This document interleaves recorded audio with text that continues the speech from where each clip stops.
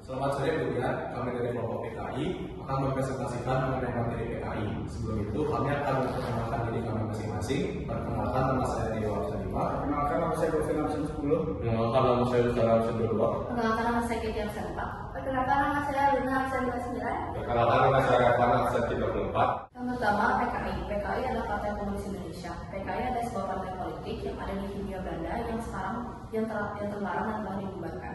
PKI adalah partai non penguasa komunis terbesar setelah Uni Soviet dan juga Tiongkok. Partai PKI ini telah dibubarkan pada 1965 dan telah dilarang pada tahun selanjutnya. Adapun tujuan dari PKI ini yang pertama yaitu memperjuangkan hak buruh dan petani, di mana mereka itu berusaha untuk menentang kapitalisme dan imperialisme demi keadilan sosial. Yang kedua yaitu mendirikan negara komunis, di mana mereka berupaya untuk menggantikan ideologi Indonesia dengan paham komunis melalui gerakan seperti pemberontakan Madiun tahun 1948 dan G30 SPKI. Kemudian ada latar belakang PKI itu sendiri. PKI ini muncul karena adanya ketimpangan sosial pada masa penjajahan Belanda, di mana rakyat Indonesia hidup miskin dan di bawah tekanan, sedangkan para penjajah dan bangsawan hidup sejahtera. Hal ini menimbulkan ketidakadilan dan keinginan untuk melawan penindasan.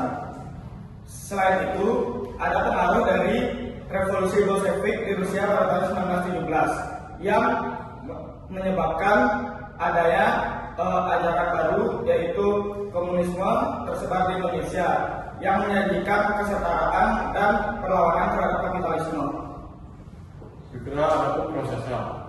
PKI awalnya berasal dari ISDF yang terbentuk pada tahun 1914 yang didirikan oleh orang Belanda yang bernama HSFM Stiviat.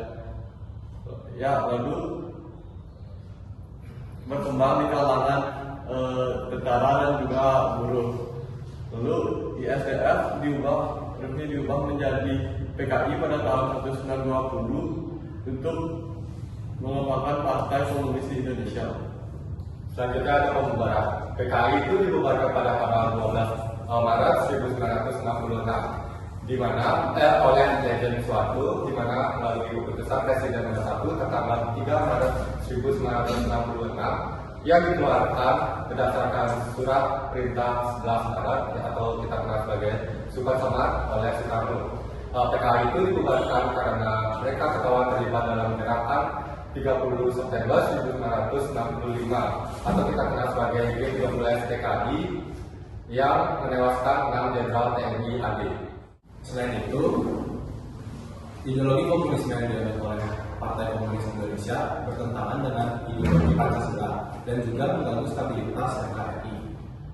Setelah itu, tekanan yang besar dari militer dan juga masyarakat membuat pemerintah melakukan tindakan tegas untuk membubarkan dan juga mencegah penyebaran ajaran dari Leninisme, Marxisme, dan juga komunisme di Indonesia, sehingga menjadikan Partai Komunis Indonesia menjadi organisasi yang terlarang dan juga anggota-anggotanya diadili.